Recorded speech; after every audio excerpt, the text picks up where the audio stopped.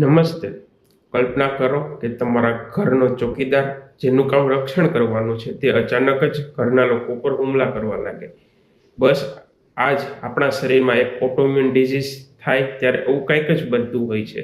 સામાન્ય રીતે રોગપ્રતિકારક શક્તિ એટલે કે જેને આપણે ઇમ્યુનિટી કહીએ છીએ, ઇમ્યુન સિસ્ટમ કહીએ છીએ, આપણને બેક્ટેરિયા અને વાયરસથી બચાવવાનું કામ કરે છે.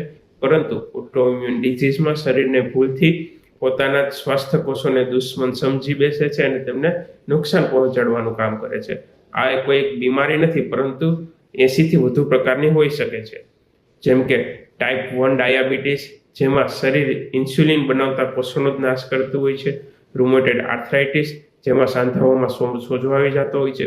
અને સોરિયાસિસ, જેમાં ત્વચા લાલ ચાટા પડવાનું કામ કરે છે.